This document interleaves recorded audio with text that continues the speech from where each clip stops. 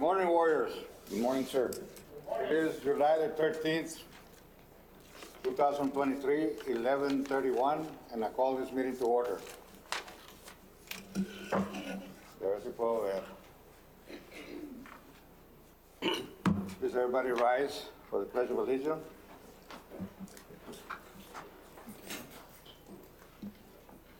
I pledge allegiance to the flag of the United States of America and to the republic for which it stands, one nation, under God, indivisible, with liberty and justice for all. Thank you. Please remain seated. Chef, Standing. Standing. I'm sorry, remain standing, sorry. For our meeting, Mr. Alvarez. Heavenly Father, we beseech Thee to bless this assembly. We pray for your guidance in our deliverance, that we may exemplify the principles and purposes of our task. There's much to be done, and we pray to your blessings. Be our silent, watchful guardian, like the breeze in the trees, the sun through the sky. We ask your protection and guidance. Bless us with your presence and assist us with our counsel. Make our sacred mission to honor you and those selfless who gave without hesitation.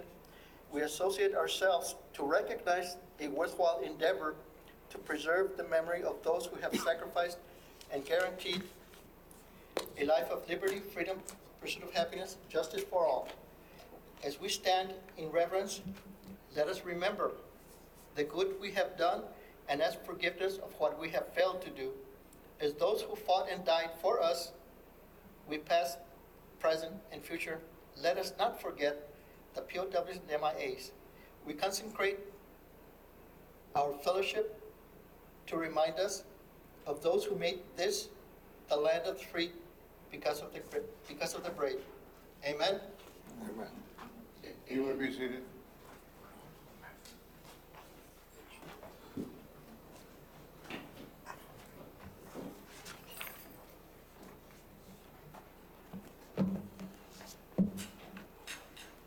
Marshall, can we have a roll call? Yes, sir.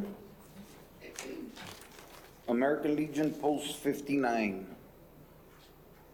He's not here, Mr. Leganos absent. Black Widows. Present. Catholic War Veterans.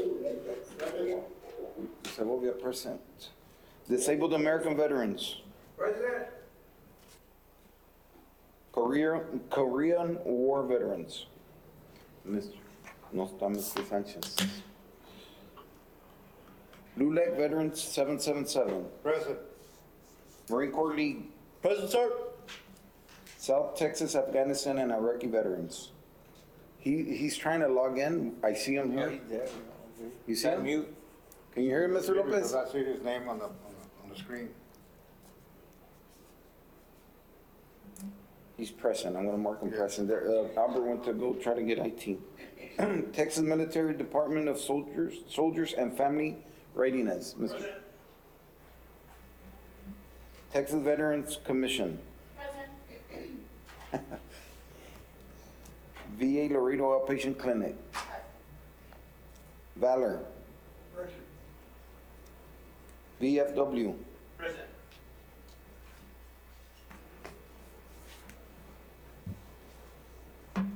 Webb County Service Office. President.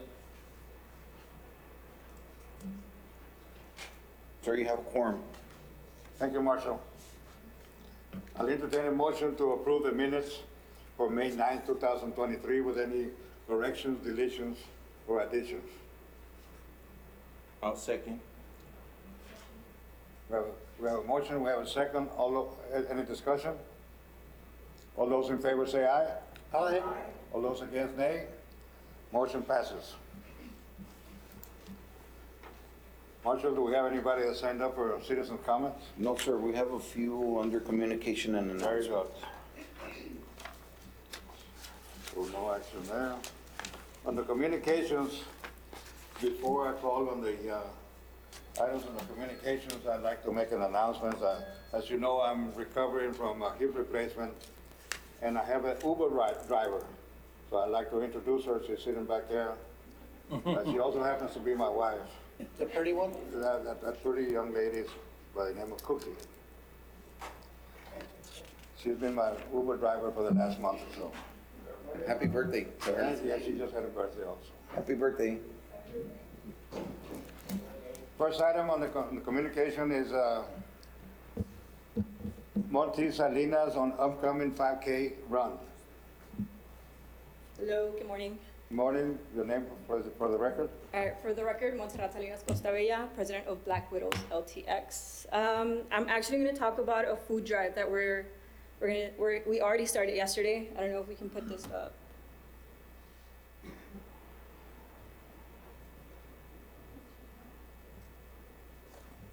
Yeah, because we don't really like to talk about 5K runs. I mean, maybe a 5K walk. We have crawl.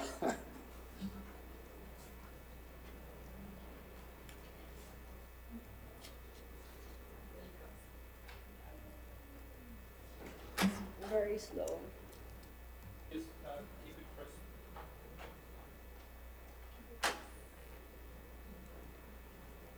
Sure. Sir, before we start, Yes, sir. just to let you know, Councilwoman Perez and Councilmember Cigarroa, they're on their way. They're on their way. Very good. We'll recognize them when they get here. All right, so we started this food drive for dogs and cats yesterday, and we are working with the Gym Legacy. It's a local legacy. I mean, it's a local gym here in Laredo. There's 2 locations, one by Shiloh, and then the other one on Saunders. So we're collecting food for homeless or stray dogs and cats, and then any donation will go towards. And every time you bring a bag or something, we will enter your name into a raffle, and then you have the chance to win a free month membership Right. to go walk or, get a little buff. Yeah, so we're trying to get this done, and it's gonna run from yesterday, June 12th, through the 1st of July. And we're just trying to collect as much as we can to help these dogs. There are about 50 dogs that were saved from a woman's house. They're about to be euthanized, and the owner actually saved them, and she's been trying to get them adopted. She's been feeding them, but she's been doing everything out of pocket. So, like I found out, and we're trying to help. We're trying to help the cost. About the 5K, it's also going to go towards this, but it's still in the works. So we'll talk about this if we get another chance. So we're asking the community for any help, any sharing and sharing the flyer, sharing with your friends, just so we can get these dogs some help and get them into a house that loving family. Do you have locations where they can drop off some of these donations? Yeah, like I mentioned, it's at the Gym Legacy, and they have a Shiloh location, and then they have a Saunders location. It's there next to Lynn's Buffet. It's right next to it. And then the one on Shiloh, it's by next to the BP station on Shiloh. And you can just go in and then drop off. It's right there in the front desk. My family and our business has been involved with helping with saving some of the dogs up forever. So you're welcome to put something there, either a Playmore or Jet. Oh, awesome, yeah. If you We'll want to get put some some of these drop-off printed. boxes there, we've been involved with this program. My son and grandkids. My wife, she just sent one she's in Buffalo, New York right now. Really? Yeah, they took her all the way over there. That's awesome. So, yeah, we're very involved with saving the animals. Awesome, Okay. that's great to know. So, So yeah, we'll get you're some of welcome these. to use those locations. Awesome, we appreciate it. Thank you. Awesome. Is anything? Anything else? That's it for me. Any Any questions, comments? any discussion? That's it. What's the size of the weight of the food bags? Whatever, beggars can't be choosers at this point, so if, a little bag, big bag. Mr. We'll Lopez, take can you hear us? anything. I don't think Mr. Lopez can still hear us. We can see you, but we can't hear you. Can you hear us, Mr. Lopez? Yes, I can, sir. Can you hear me? Can you see me? Yeah, Yes. Very good. all right, Thank you for joining thank you. us. Can you all hear me? I'm sorry? Yes. I just wanted to know if you hear me. Yes. Yes. We're on the communication right now. Second item on the agenda, we have Jesus Segovia for an update on the past Memorial Day event at the cemetery. So Segovia?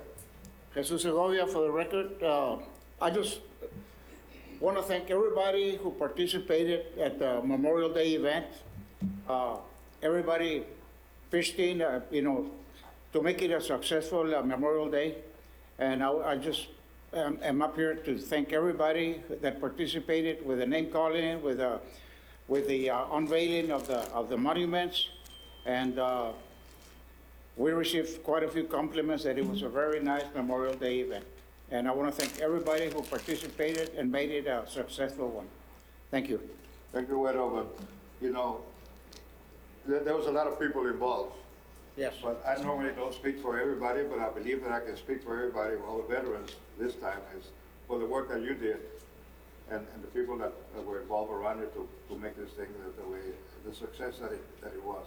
So we want to thank you also for all the hard work you've done for our veterans. Thank you. And I do need to extend the thanks to Parks and Leisure, also Laredo Parks, John Orfila, Anita Stanley, who without them, all the setup because of them. They did an outstanding job in setting up the tents, the chairs, everything. And I'm very thankful to them because of them we had a real good sitting and a lot of shade. And David? thank you. David Perales. David Perales also, absolutely. Mr. Segovia, David Perales too, he did a lot of the work also. Mr. Perales, David Perales. Oh, okay, I'm sorry. Paredes, yes, he did a lot of the work also. David. What this means is that the legacy of the veterans will continue forever, and that's what we're trying to do. And with all these people that we've named that made it, come on in. Success. The improvements that had happened for years and years, most veterans didn't even know that we had a veterans cemetery. It was just a thing, that was there, but it wasn't really being paid attention the way it is now. So it's because of people like that and Top Cantu, First Sergeant Cantu, that got it started, and then the ball just started rolling, and it is our responsibility, in my view, that we continue to remember all those warriors that made this nation the way it is. So thank you, and thank everybody that was involved. Let the record reflect that we have Council Lady Figueroa and Vanessa Perez present. Any other discussion on the item by Mr. Segovia? Next item on the agenda, we have Richard Geisler Jr. for an update on the Veterans Museum.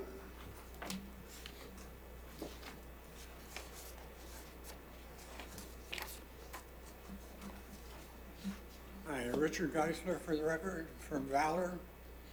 I'd like to just catch you up because it's, I'm sorry, I've got COPD and I'm having a little... Not a problem, take your time. Okay, where the museum now is considered, the name is the Laredo Veterans Museum. In the beginning, that's what we chose, but we couldn't use it because when we went to get our 501c, they told us we couldn't use the word veterans.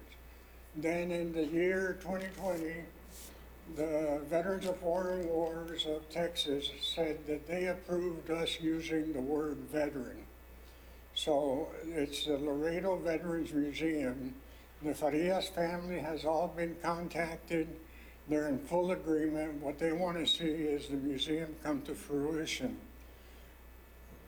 The only thing holding us up right now is the architect that the county hired had a stroke. And so he got, and there were 2 renderings of the windows and the doors that weren't submitted. Now the county is on it and they're submitting it to Texas Historical.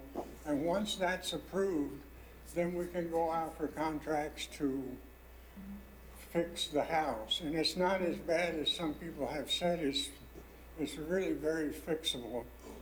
And again, now that we've seen the revitalization of downtown, we're seeing the Border Patrol with 37 million on the river, which is what, 2 blocks away. We're a block from San Agustin Church. They just spent 10 million on refurbishing it. We're in the heart of the historical district, and I read in an article and someone was quoted as saying, we should start small and build. Well, this is perfect, and we're in the heart of the historical district. And as soon as the paperwork comes that we can submit it to the state comes and approves, because it is a historical building. It was built in 1840.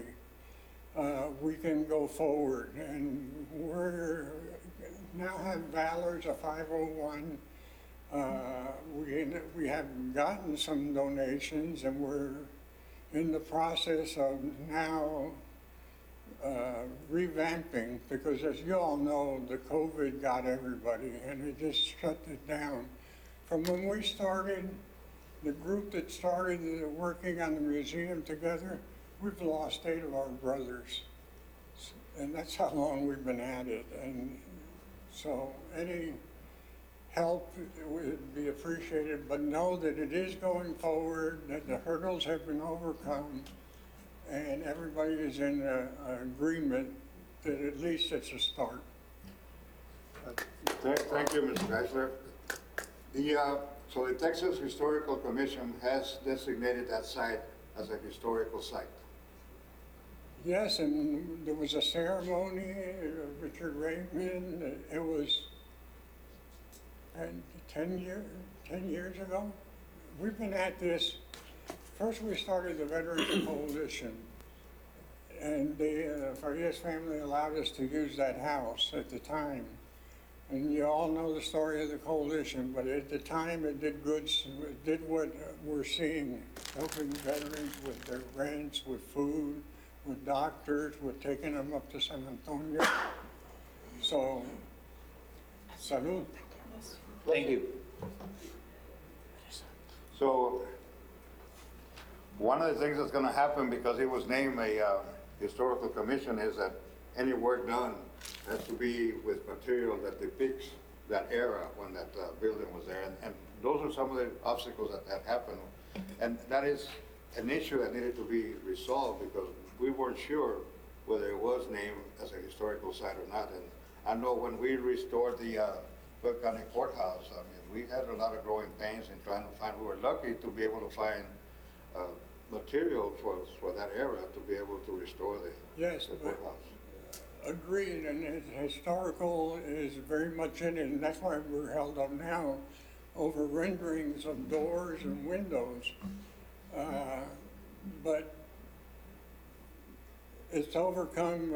Commissioner Galo, I've been told, is really pushing hard to get that done, and they've had an architect that's going to submit it.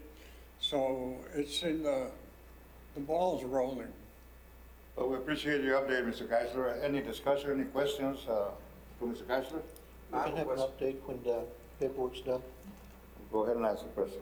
Can we have an update when the paperwork's done? We're ready to go? Update. Later on.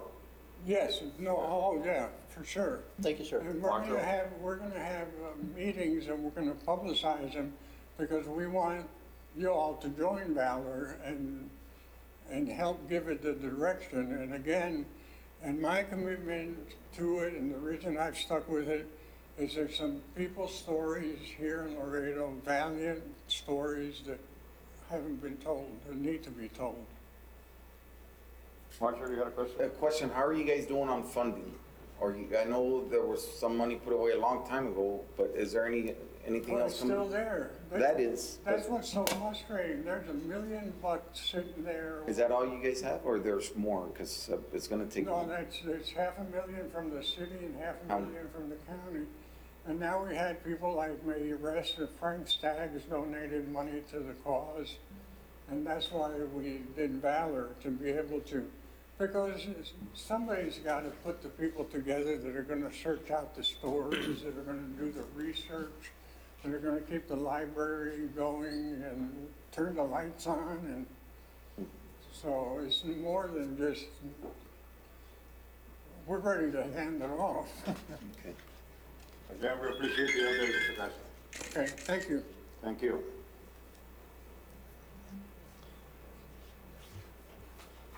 Isabel Ramirez Trout for a presentation honoring Women's Veterans Day. For the record? For the record, my name is Maria Isabel Ramirez Shrout. I'm with Texas Veterans Commission. I'm the healthcare advocate in the Laredo Outpatient Clinic. And I'm gonna present what Texas Women's Veterans Day is. And I will have a PowerPoint presented to you in a later date. I'll email it to you so we can share it with everyone. Unfortunately, the photographer was not able to get me the photos on time. So I don't wanna share the PowerPoint half done, but I will read out the name of the women veterans that provided their information to me, and some of them are here, so at the end, I'd like them to stand up and take a photo, if you all don't mind. Okay. Thank you, Isabel. Any,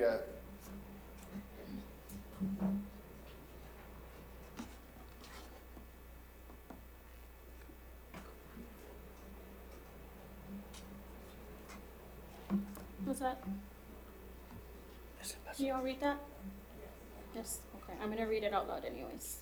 Turned off. Turned off. Okay.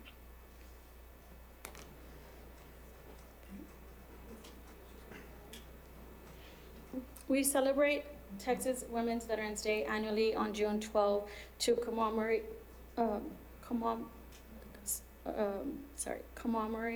the service of women veterans of the state of Texas.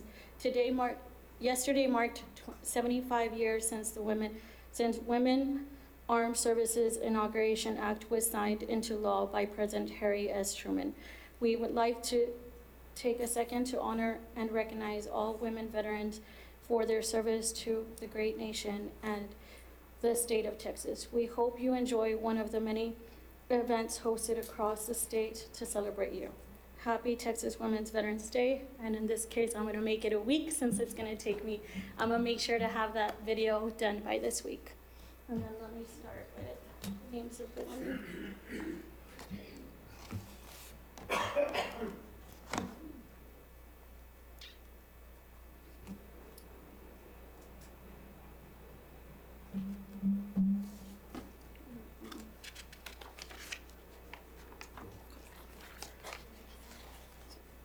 Veronica Rodriguez, U.S. Army. Aeromedical from 1991 to 1994. Crystal Cabito, U.S. Army from 2001 to 2010. She served in Afghanistan and Iraq, and her MOS was 8817. She's 88 what? Hotel, sorry, it was me. 88 Hotel. And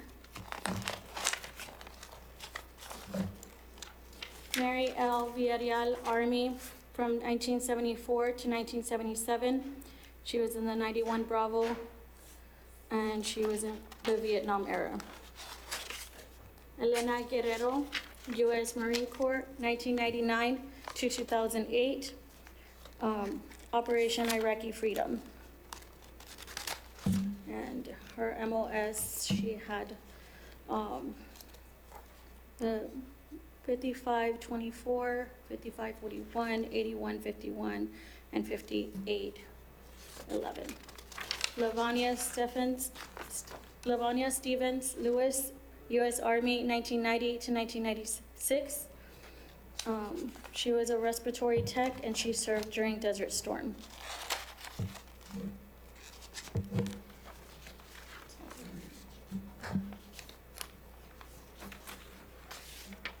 Christy Luna Alvarez, U.S. Army. She served in Afghanistan, and her MOS was 92Y? 92 Yankee. Got it. Erica Ruiz, U.S. Navy, 1999 to 2007. She was a bosun mate, and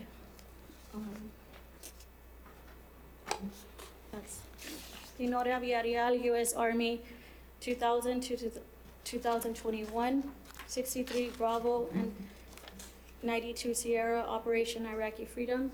She's also here. Montserrat Salinas, U.S. Army. She served in the active duty Army from 2012 to 2018, and then in the National Guard from 2018 to 2019. And she was a heavy equipment operator in the 12 November. Maxine Reveles, U.S. Navy, 2002 to 2008, IT-3, and she was in the War of Terror. Elena Guerrero, U.S. Marine Corps. I think I already mentioned. Sorry. And then that's 3. Okay. Maria Isabel Ramirez, U.S. Navy, 2010 to 2014, Master at Arms Navy, Global War on Terrorism. Marta Diaz, U.S. Army, 1991 to 1994, medical equipment repairer. And Dalia Dalila, D-A-L-I-L-A, Cuellar, U.S. Army, 1996 to 2009, 63 Bravo, heavy diesel mechanic. That's all the ones that I have for right now, and then I will get that video out to all of you as soon as I have the photographer send me those photos so I can give you a complete video of everyone. And I'd like to recognize the women that are here. Yes, ma'am. I have actually certificates for them, if I can present. Absolutely, by all means. Ladies Front Center.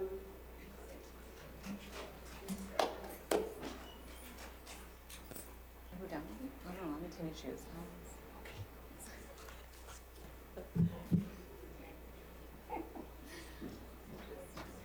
We'll stand and take a picture up here.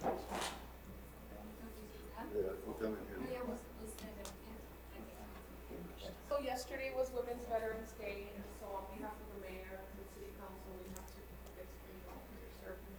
Isabel Ramirez Schrodt. Montse Salinas Mosabela. Cristi Luna Alvarez. Ainora Villarreal.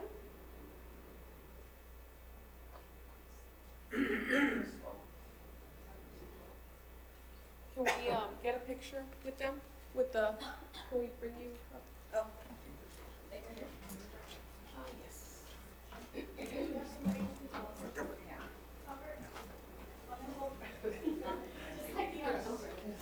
Let me take this opportunity to recognize Albert Hernandez from the Laredo College Veterans Director.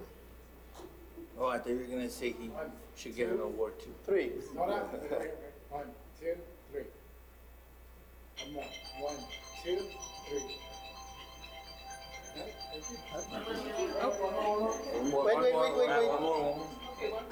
Wait. The paperwork in triplicates. She, free. Thank you.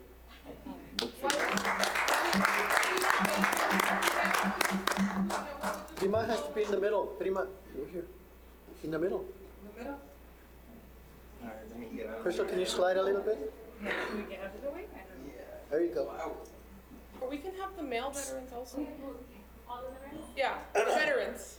Oh, cool. In that case, those two guys would be in there. Oh, I thought it, well, what's the difference then of the picture we just took? If you don't know, the girls. But they were there. Come on, Albert. Oh, okay.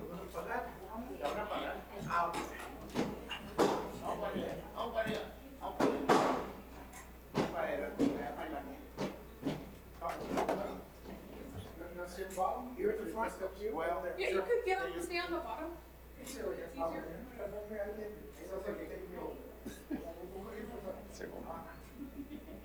Come Come on, Albert. Albert, you're going like this? Or she's saying? I know. You can't see. Right.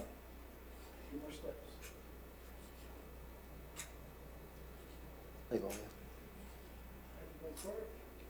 Está muy alto, nene. No, left. It's this army, it's army. Oh, Albert, come on. It's this army.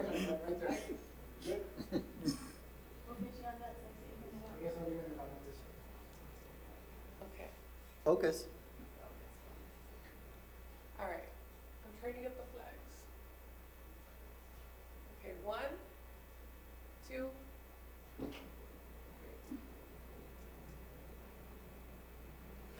Okay, wait. I'll take a picture of you two, so y'all can come in. Absolutely. No, ahí sí es. Eso. Oh, come here, I'm right up here.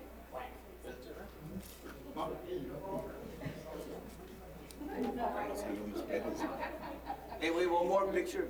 I gotta breathe. Everybody, Not in that long. to do a picture with your phone? No, we'll just take He should. Say free.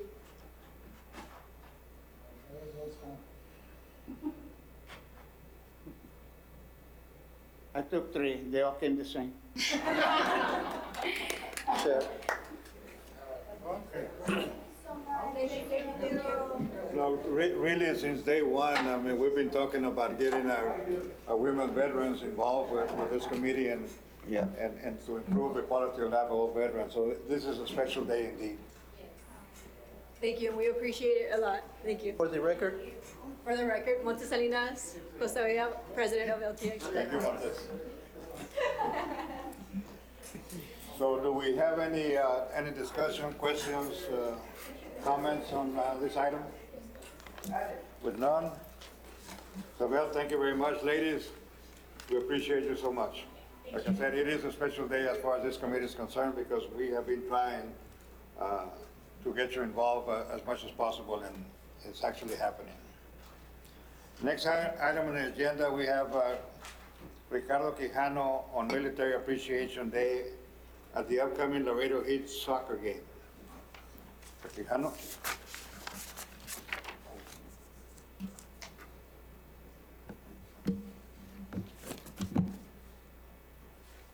Good morning. My name is Ricardo Quijano for the record. Actually, good afternoon. Yes, good afternoon. Council members, committee. So letting y'all know, on June 28th, the VFW has coordinated with the Laredo Heat to have military appreciation to all veterans and service members in our community to attend. Okay, it's going to be, like I said, June 28th. The game starts at 8 o'clock in the evening. There's also going to be a table with resources available to service members and veterans if they would like. Resources as in any claims, funeral, education, financial assistance. It's going to be given out to service members and also, like I said, veterans. It is, like I said, free to enter, veteran service members +1 with an ID, okay? Kids under 12 also go in free as long as you bring like a t-shirt that's red, represent Laredo Heat, those are their colors. We decided to also go with Laredo Heat because of what they do for the community. What they do for the community, if you see the Laredo Heat, they have the youth program. And we're seeing a lot of youth, kids, boys and girls, growing up and excelling in the sport of soccer. Just recently, the youth kids 12 and under just won their state championship. And we want to support Laredo Heat and show the players that we care for them by attending. By attending, it motivates also the players that the community cares about them and willing to go. And hopefully the ones that go the first time can go and support also the community here, Laredo Heat, at the same time. At the same time, there's the place is at TAMU soccer complex, soccer field, and it's BYOB. I know there's gonna be also a couple of free beverages. VFW is gonna provide some, but it's BYOB also. So it's out there to have a good time, enjoy the camaraderie between veterans and also service members. Any questions? What date? June 28th. Game starts at 8, and Mr. Luke Alvarez contacted him, and he's gonna be doing also the presenting of colors for that day. At 10 a.m.? 10 a.m. Yes, Council. Proudly presents the colors. Say again? Proudly. Yes, sir. presents. Thank you, Mr. Quijano. Any questions, comments on Mr. Quijano's presentation? Sure. All right, thank you all. Thank you very much, appreciate it. Thank you. Next item on the agenda, we have a VA clinic for information on services and upcoming events by Crystal Cabido. Hi, good afternoon. Crystal Cabido for the record, presenting information on the VA clinic. I'll start off with, last time we met, we talked about the optical tech that we had in the facility. We are now at 100% running. So what that means that usually, well, in the past, you had to go to Galo to get your glasses. That is no longer in effect. You would only go to Galo for your prescription and your eye exam. The prescription that is given to you will now be returned back into our facility, which we do have an on-site optometrist tech there with glasses to provide for you. So you'll be getting those on-site. Any prescriptions or anything that has to do with your glasses will be done on-site now. Does not have to go to Galo. And that contract with the Galo glass will be terminated at the end of the month. So for now, anybody has any questions on that? No? Okay. The other thing that I want to bring up, it's labs prior to your appointments. We've seen an increase of veterans not attending labs. Labs is crucial for us to be able to provide the service at a 100%. Without the labs, the providers cannot give you a full aspect of your health. So we do ask that you do attend the labs, which are usually scheduled a week before your appointment. If you're not able to make it on that day, you could come in as a walk-in any day on that week, but we prefer to keep it at the schedule just because we might have a lot of walk-ins in one day. But please, we ask that you do keep your labs and that you come in so we could be able to provide the best service that we can on your medical side of that.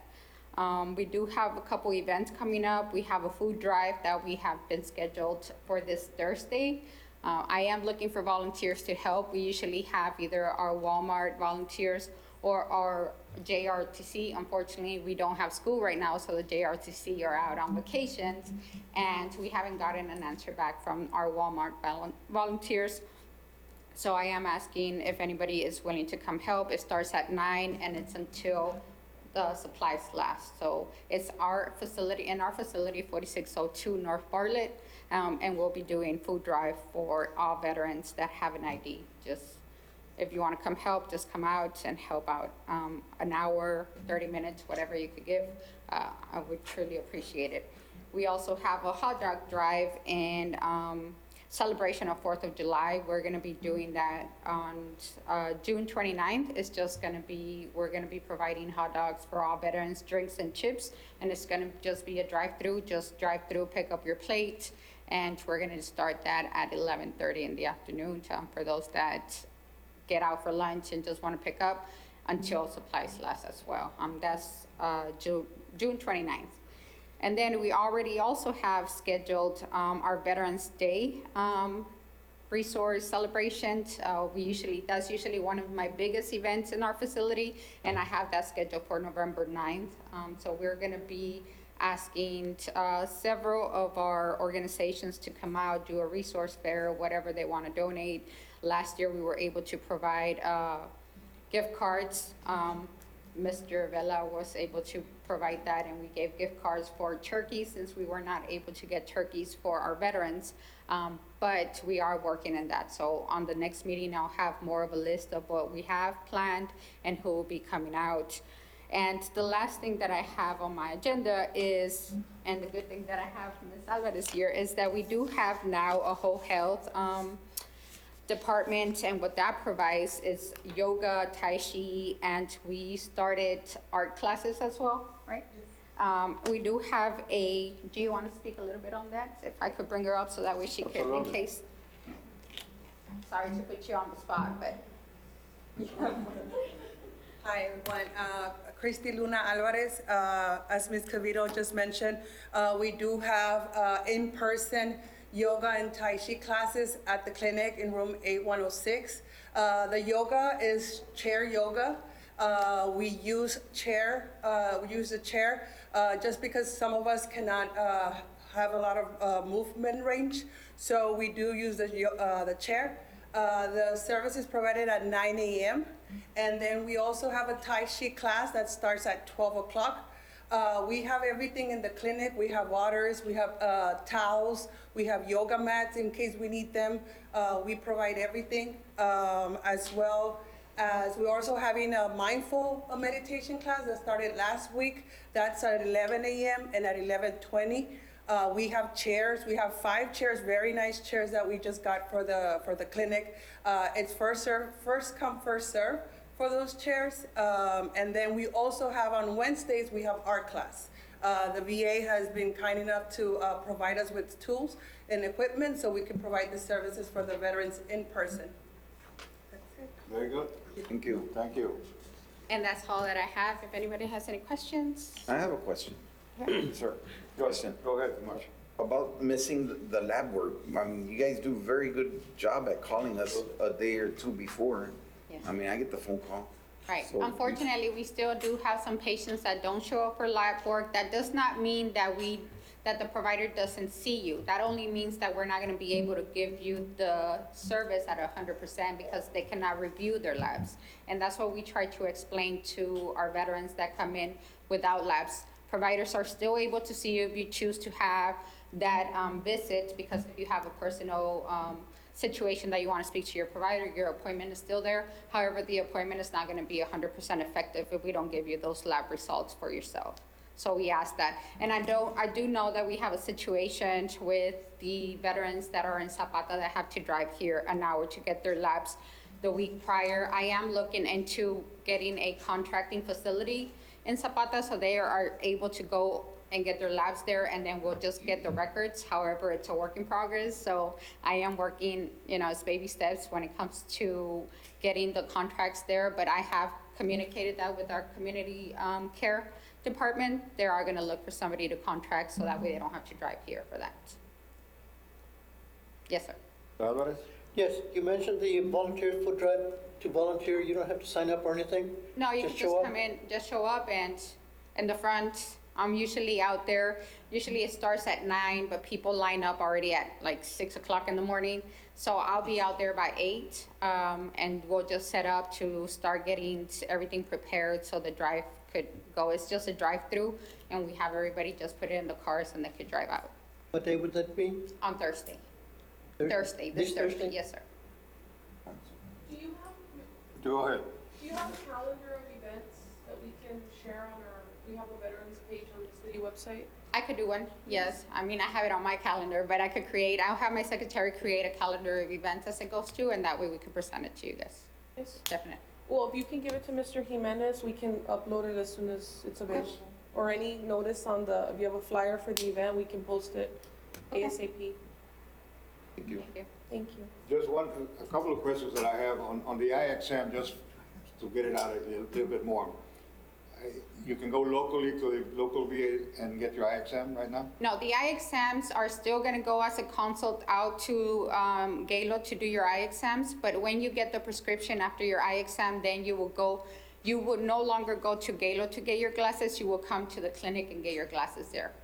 Right, but that's not gonna change. That's not gonna change as of right now. I don't have any space for an optician in my clinic. I wanted to clarify that. Yes. But I also like to ask you, Ms. Cabildo, I know that you've been in charge of the local VA since when? 4 years ago. And would you enlighten us and tell us just the increase of numbers of veterans that have applied or became part of it? So when I first took over the facility, we were at 1,700 veterans. Right now, we are at 2,800. Unfortunately, with COVID, we did lose a lot of our veterans, so our numbers dropped. But we are now looking into increasing again. We have been advertising a lot more. You'd be surprised how many veterans don't even know that our facility is here and that they could qualify for that. So I have paired up with Mr. Quijano to put out that information to all of our National Guard or veterans that are just coming out of the service to kind of provide that information. Some might not qualify, but we also guide them to go to Mr. Garza, kind of guide them on how to be able to get. And with the PACT Act now, a lot of more veterans are able to get the services. So we have increased over 1,200 veterans. We still have a lot more to go. So that's the reason that we are increasing in our providers. As I mentioned in the last meeting, I started with 3 providers. Now we're up to 5 providers. We have the 15 that has been approved and currently recruiting for another MD. Once we get that, we'll have the 15 going. And the reason that I ask is because we don't know exactly, and Mr. Garza, you could probably shed some more light on this, just how many veterans we have, not only in Webb County, but the surrounding area that you cover. And I know that this committee has put forth a lot of work on a lot of different areas, but one of them is trying to increase the membership at our local VA. And it is good to hear that it is increasing, but we're not nearly close. I mean, how many, do you have an estimate or a figure? I know that it's very difficult to pinpoint it. So we're about 9,000 total in the area. So we're talking about area. Right. However, not a whole lot of them are not necessarily registered at the VA clinic. And a lot of those, of the 9,000 plus or minus, don't even apply for benefits. The way they are tracked is when they get out of the service, they have a home of record, and if they're coming back to the home of record, that's how they're tracked, and the numbers either increase or decrease. When they move out and they're getting services of Laredo, that's how the numbers decrease with that. Or if they pass away and they request a headstone from Arlington National Cemetery, that's how they're removed from this area. But not everybody that lives here or in the surrounding area of this area necessarily apply for services, whether it be education, health, benefits. That is something that we will bring more money if we can get them to register. Unfortunately, the stigma is that a lot of the younger veterans always think, and I could include myself in that prior to me working in the VA, that I don't need the services as much as the elderly needs the services. But the reality is that the services are there for every veteran that qualifies. And the reason that we continue to grow our primary care to be able to facilitate the services for everybody that qualifies and not just for the elderly. And that's why I bring this up, because, and as everybody knows how I address the veterans as warriors, and the younger veterans, I call them young warriors. And we, the Vietnam veterans, probably know more about our health. It deteriorates as we get older. And you all are gonna be there at one time or another, maybe not as bad as some of us Vietnam veterans, but the facts are there. And I'd like to read some numbers here. In Vietnam, we had approximately 2.7 million American men and women that served. Of those, 58,220 died, and 153,000 were wounded. Today, they're estimated to be fewer than 850 living Vietnam War veterans, many of them who are eligible for VA benefits. That means that almost 2 million veterans of the Vietnam era are no longer with us. So we all are going to end up having to need some health care. And that's why, especially I, but not necessarily just me, have pushed to improve the numbers at your facility, our facility with the VA, because we're going to need it. We obviously need it. I'm under care right now, and I can tell you I got the best care that I could have gotten. And I thank you for that. And I know everybody else does the same way. And that's why I brought this question up. Right. Because we need to do more to try to enroll as many veterans as possible. And you veterans, young warriors, like I did at one time, I never thought I was going to get old. But here I am. You know, we're all going to get there. Whether you have a comment? Yeah. Come on up. Okay, Crystal. Jesus Segovia for the record. One of the complaints that I received from some veterans, and they were asking me to see if I can contact Henry Cuellar, is in regards to the lab work regarding the male PSA test. It's not included in our lab work, and one of the veterans asked, como le decimos, The lab technician. the lab technician, and she said that they don't include it because it increases the cost of the lab work. This particular veteran, good friend of mine, he's in our coffee group, he requested to have that PSA test. They told him that they couldn't do it because it's only held like once a year or something like that, okay? So he went to his private doctor, he did a PSA test, turned out that he had prostate cancer. And so he had to immediately go to San Antonio to a specialist and have surgery on that prostate cancer and then therapy on it, ¿verdad? And all because he could not get a PSA test with the VA clinic.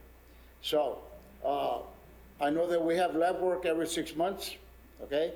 And I believe that it should be a standard for every veteran, especially us Vietnam veterans, that were exposed to Agent Orange, and prostate cancer is one of the presumed diseases of Agent Orange, that we have a PSA test done every 6 months. That's my request. Good point. If I could answer to that? Sure. So as a veteran and a patient in our clinic, it is your right to ask for that, but not from the lab technician because they don't have any authority over your panel. So you would have to ask that from your provider so they can submit the order.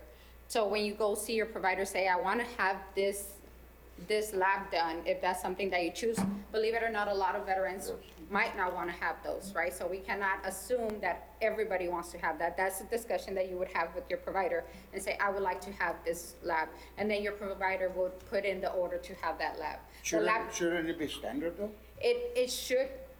Well, that's what I'm requesting. It's a clinical decision that I don't have the background to say, and unfortunately, I cannot speak to that because I don't want to speak out of content.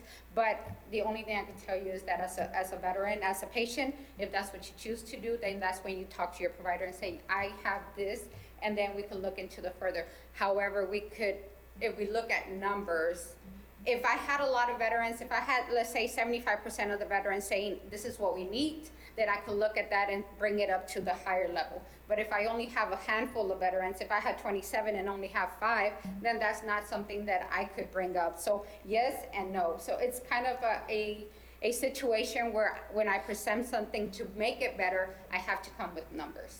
And that's why we still have that avenue for you to be able to have that conversation. What do we have to do, or where can we request that it be an automatic 6 month? I could bring it up to our chief medical officer, and then he could review that with the higher ups, and then I could come back and let you know. That's why I like to have these discussions, because when situations like this happen, then I could always go back and say, hey, this is a situation that came up. Can we look into it, right? And that doesn't necessarily say that it's gonna happen, but they definitely look into it, because if we don't know about it, then I can't bring it up. So I completely understand your situation. I thank you for bringing it up. So I'll bring it up to our chief medical officer so we can look into it. Okay. So if I understood correctly, basically, I just gotta ask. Yes. So if I know I'm gonna go see my provider, I just that day or a week or two before just ask, hey, I got lab works coming up. Can you do a prostate? Tell them that you want to have that, and then it's a discussion that comes from a clinical point of view with the patient. So it's not that they're denying it. Right. But if you make it standard on the flip side, then I might not need it. I mean, I don't know, but I might not need it. Maybe the next person might not. And if they do deny it, then the only one that could give you the reason why it's denied is the MD. The MD saying this is the reason why. But the lab technician cannot deny and can also not add to it because they don't have the authority to do that. So. But yeah, definitely, I'll bring it up to our chief medical officer that this is something that was brought up so we can look at the overall aspect. And that's exactly why we have this committee, to be able to get access to information like this, that it's not denied, but all you have to do is just request it, and it should be granted. Right. And that's what we're all about, you know, trying to find and make it better to improve the quality of life of our veterans. Yes, of our definitely. And again, And it's something that we didn't know before. Right. And Well, that's why we I was asked gonna- specifically for you to be here, part of this committee. I was gonna send in a request to Congressman Cuellar to make it a congressional inquiry with Coastal Valley to include PSA test every 6 months for all male veterans, especially the ones that fought in Iraq, Afghanistan, and Vietnam because of the burn pits and all that, which is causing a lot of cancer, okay? Well, And that was my main point. well, let me make another suggestion. I mean, there's, how many, 13 Vietnam service organizations represented in this committee? Marshall? Whatever we have. 14. Members of this committee can go to the organization and ask their membership this question: do you want to include the PSA exam on your blood test? And then we can come back here, put it in the agenda, and discuss it, vote on it, and then we can present Ms. Carlillo with some real information from 14 different veteran service organizations that say, we want this to happen. Well, we don't want it. We just stay, you know, we request it as needed. Would that work and help you out? Yeah, I mean, I have an open door policy. Anytime that something comes up with any concern or issues that the veterans have, they could always come to me. So just want to give a little background on how the congressional works, just so we know. A lot of times that we have a complaint or a compliment, it goes through the congressional. Then the congressional puts it into a PATSAR, and a PATSAR goes into the patient advocate, and then the patient advocate goes to me, and then I would have to answer, which is a circle that goes to where you could just come to me and just answer that question. And we go back to the same it's just question, it's numbers. documentation. We need Right. numbers to be able to get the So if I service. start getting signatures from veterans Yeah, definitely. requesting, and then I can bring Exactly, it. exactly, and Yeah. that would I mean, probably I'm be your faster direct than going contact. to. Thank you so Because those congressionals go into a circle and it comes to me, and then I Absolutely. Yeah, so. Thank you, Widow. Any other discussion or comments or Any questions? You said to ask our provider, but we see the provider a week after the lab, so how are we gonna do that? You know what I mean? To Yes. request it from the That's a good provider. question. So you could always, you have My Healthy Vet, that you could send a message to your team and saying, I want this. You could request, let's say you go into your provider today and in 6 months you're gonna see your provider, just let them know that the next time you see your provider, you wanna do that. Or you could always send a secure message to your team and saying, hey, I'm requesting this, is there something that we can do? And then your team will get back with you and say, okay, we have scheduled you to be able to do that. Now, remember, the labs are good for 60 days, so after the 60 days, if you're not there, then they would have to put in a new order to do that. Our labs, we don't do them locally, and that's something else that a lot of veterans need to understand, that if you go the day prior to your appointments, you're not gonna get results because we have to send them back to our headquarters, and it takes about 24 hours to 48 hours to get the results. So that's why we schedule the labs a week prior to make sure that we ensure that you guys have the results for that. Any And other if questions? anytime you guys have any questions, that's why I'm here. We I mean, appreciate little it. by little, we want to provide more information because there's a lot of changes that are happening, not only with our facility, but the VA in general. A lot of national updates and policies that are happening. So I don't want to just bombard with all information, right? Because there is a lot of information, but I want to be able to give a little bit, because I hear it all the time. Veterans say, well, we didn't know this is happening. We didn't know we had this. Well, we didn't know. And I'm assuming everybody knows because the way it works here is word of mouth, right? So even if I put a big billboard, people would just drive by and not see it. So we try to give more information as I come here to try to explain the reason that things work a certain way versus what we assume should be happening. So it's a difference between a want and a need. And I always try to fight for everything that the veterans need because I'm a veteran myself. But in order to do that, I have to make sure that it just makes sense and numbers make sense. The reason that I have been able to grow the facility to more services because I have provided numbers. We have it in the community, we need it on site. So I always have to provide with numbers, so. Any other questions, comments? Thank you, Ms. Carlillo. Thank you. Appreciate it. I would like to make a comment. Go ahead. Chairman, we're talking about passing information and getting the information out to the 14 veteran organizations. Why don't we just make a what we talked about before, Yes? making a suggestion to forward the information to Colonel Marshall. Jimenez? Marshal Colonel Jimenez? I think that the best thing, there's several ways, there's several avenues we can use this, but we were just discussing about the PSA. We can pass a resolution because the committee members will go to the organizations and put the question out to them, and then come here, we make a motion, we put it on the agenda to pass a resolution that we request in PSA exams on our blood work. Then we forward that to Ms. Cabillo, and she can do her work with numbers, with information from 14 different veteran service organizations that requested this. Every organization knows how many members in their organization. So that in itself would carry a lot of weight, in my opinion. The other way is that we have a signature drive. You know, that's gonna take a lot longer.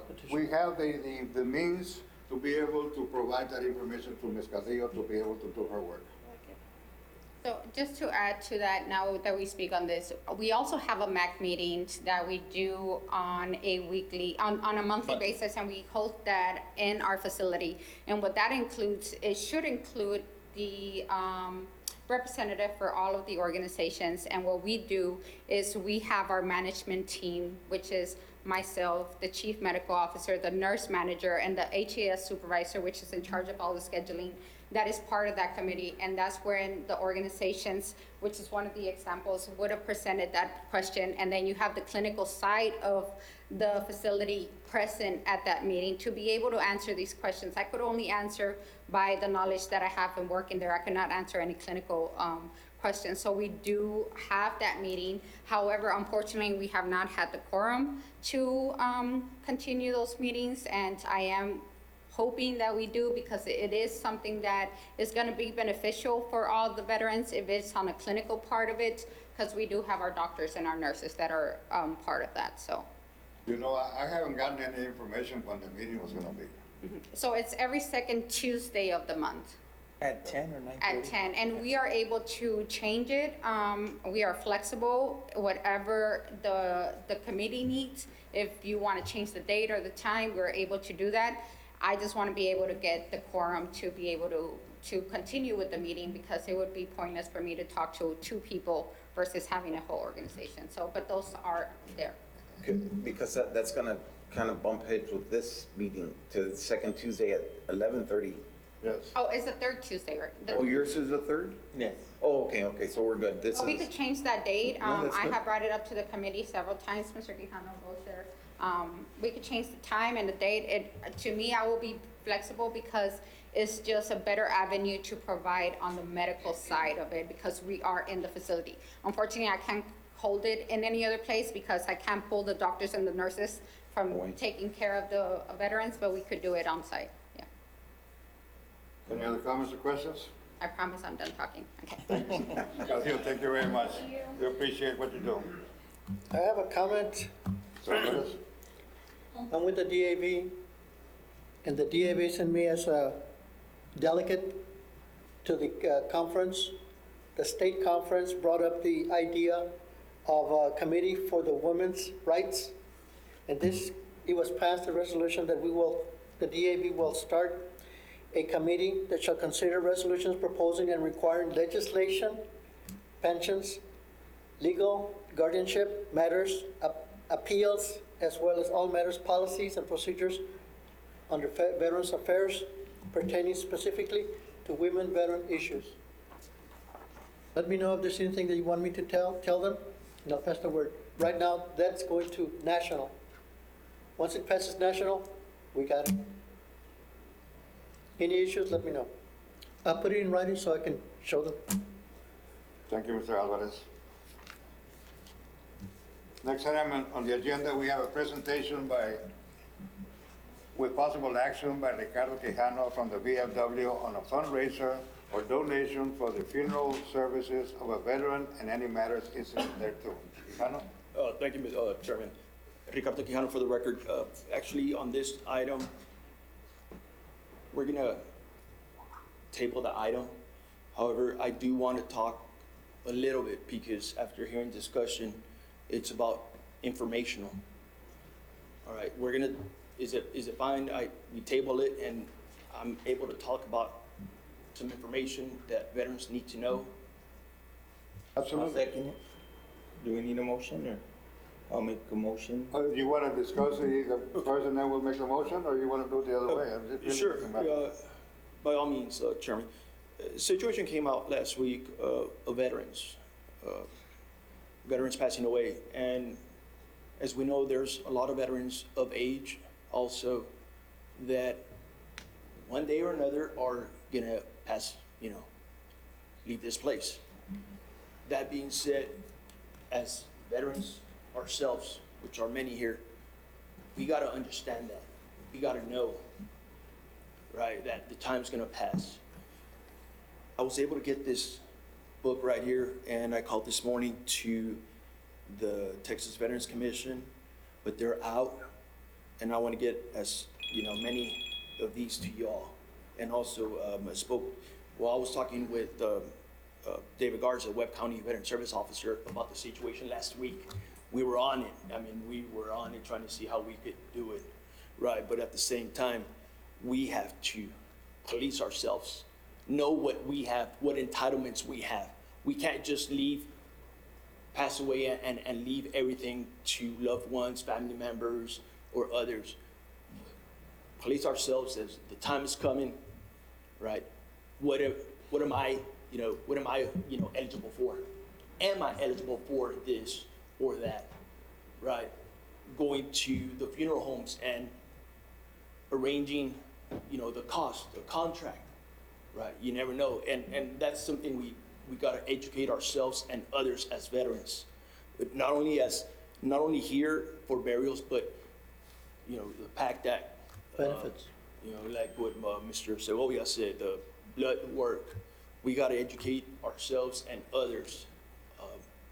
That's what I got, Chairman. And of course, the VFW was gonna make a donation, and that's what I came here for, ask for donations from other veteran organizations to get And this I can see veteran. why you want to table it and see if we can gather more information. It got taken care of, yes, but we were willing to help, and I was gonna ask the other veteran organizations for assistance on this also, Chairman. Well, Mr. Quijano, the Marine Corps League, I think it was last week, I had a seminar specifically about this subject. I know that Colonel Rodriguez just sent a brochure about that seminar. But unfortunately, what the VA offers for our final expenses is not nearly enough, not with today's prices. But maybe we can make that pamphlet available for next meeting and see what else information, because you're right, we're all gonna be there one day or another. And that's why we, the Vietnam veterans are more into our health and things like that, because as you get old, we deteriorate. But it's not necessarily because you're old. You can go at any time. It can happen. So it is a subject that we don't want to talk about, but we need to. Exactly. So if you don't have anything else to say, I will entertain a motion. No, Go ahead. Questions, go ahead. I didn't see Go it, ahead, I'm I sorry. had something to say. Yeah, too. go ahead. If you could come up to the podium, please. Hi, Crystal Cavio again. If I could actually make a comment on that, we currently have a veteran that passed in March. Yeah, that's the one. Unfortunately, there's a lot of red tape when it comes to that.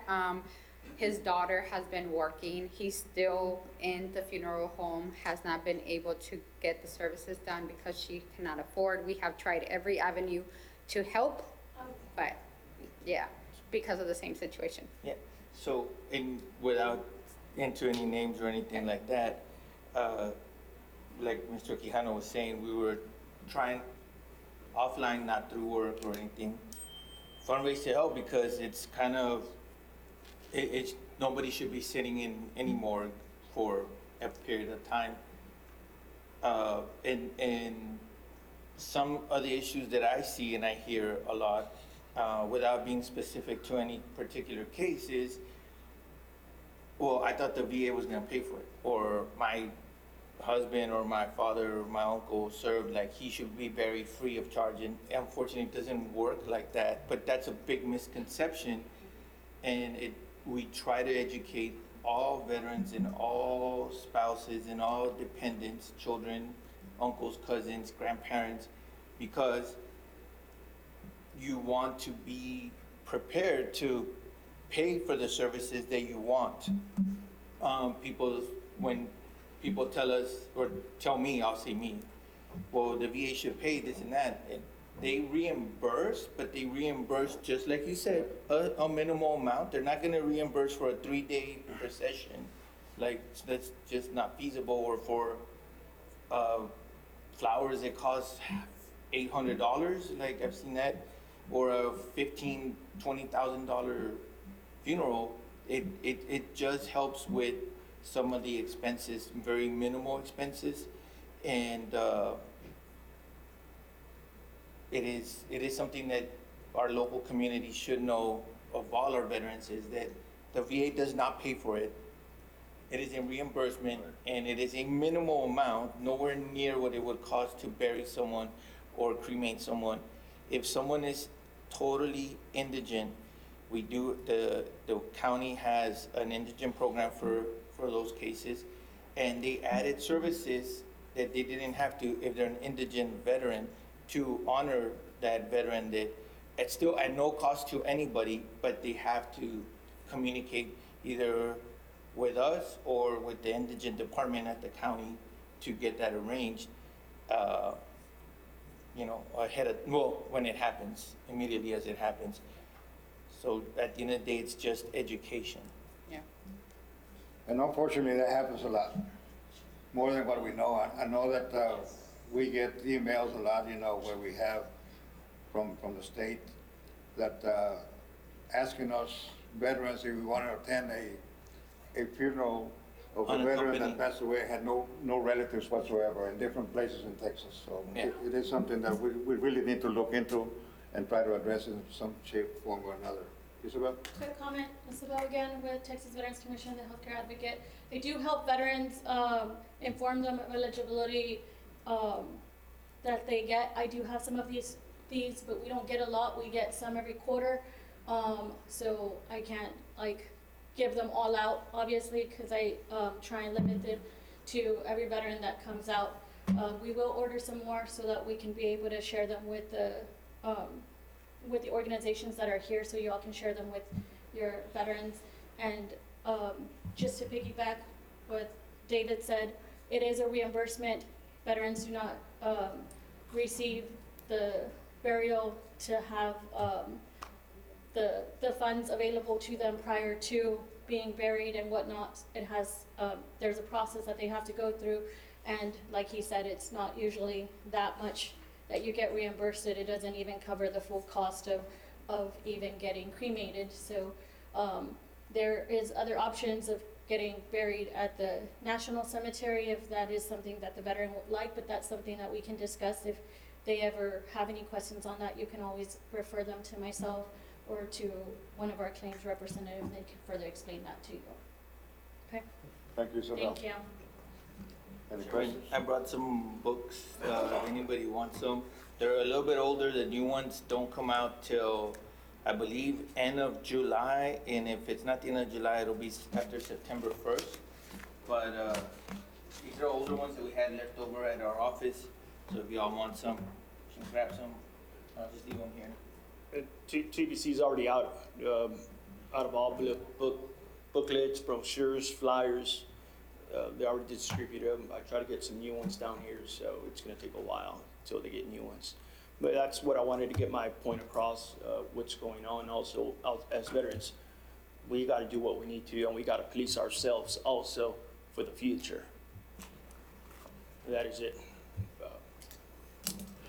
Any other questions, comments, concerns, Chairman? Any other comments or questions on this issue? Thank you, Mr. Quijano. I will entertain a motion to table this item. I'll second it. Okay. All those in favor say aye. Aye. All those against, nay. Motion passes. Van a tener que traer una banderita porque no miro tan lejos así. Sure, go ahead, come on, Eduardo. Absolutely, that's what we're all about, to try to improve the quality of life. So, for the record, I don't know if you all know, but Tony Silva passed Webb County Service Officer. His wife passed away yesterday. She had cancer and she had 5 days left of treatment and she didn't make it. Anyway, Tony called me real early yesterday and he's devastated and I just wanted to make it known. We also have a 91-year-old Korean War veteran, Mr. Andres Dimas, whose rosary is tonight at Joe Jackson Heights, over there on Loring, I believe. And we normally like to do a final salute to all our brothers, veterans, and probably that is one of the reasons Mr. Sanchez is not here. But there's a very few handful Korean War veterans left, and I think that if anybody can make it out there today around 6 o'clock so we can give Mr. Dimas a final salute, we appreciate it. I will be out there and please pass the word to see if we can honor him with a final salute. Thank you. Thank you, Guido. On behalf of this committee, condolences to the Dimas and Silva family. So with that said, I will entertain a motion to adjourn. We have a motion. It is 12:47 on the 13th day of June 2023. We have a second. Second. All those in favor to adjourn, say aye. Aye. All those against, don't even answer. Meeting is adjourned. Thank you very much. Again, we did some really good work today as far as improving the quality of life of our veterans.